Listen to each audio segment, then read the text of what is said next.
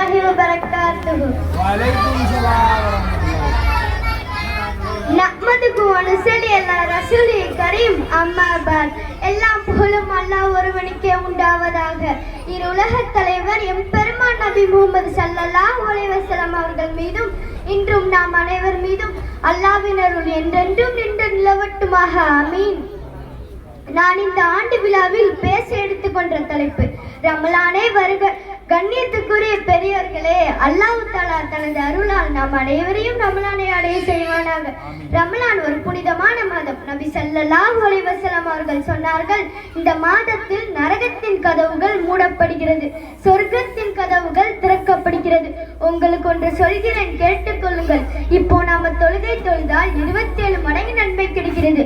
ஆனால் ரமலான் மாதத்தில் தொழுதால் 70 மடங்கு நன்மை கிடைக்கிறது. ஒரு நஃபிலான தொழுகை தொழுதால் ஒரு ஃபரலான தொழுகை தொழுத நன்மை கிடைக்கிறது. புண்ணிய பூத்து குலுங்கும் கண்ணிய மாதம் ரமலான் மலர இருக்கிறது. அது எப்பொழுது வரும் என்று காத்திருந்து அந்த தூய மாதத்தில் அதிகமாக திக்ர் குர்ஆன் ஓதும் பாக்கியத்தை அல்லாஹ் நமக்கு தருவானாக. ஆமீன். இந்த ரமலான் மாதத்தில் நாம் அனைவரும் சில காரியம் செய்ய உறுதி எடுக்க வேண்டும். இன்ஷா அல்லாஹ் இருப்போமா? இன்ஷா அல்லாஹ். ரமலான் மாதம் முழுவதும் நோன்பு வைக்க வேண்டும். ரமலான் மாதத்தில் அதிகமாக குர்ஆன் ஓதுவோம். குறைந்தது 2 தடவையாவது ஓதி முடிப்போம் என்றும் குறைந்தது இறுதி 10 நாள் இக்திகாஃப் இருப்போம் என்றும். இந்த ரமலான் நம் அனைவருக்கும் சிறந்த ரமலானாக அல்லாஹ் ஆக்குவானாக. ஆமீன். அஸ்ஸலாமு அலைக்கும் வரஹ்மத்துல்லாஹி வபரகாத்துஹு.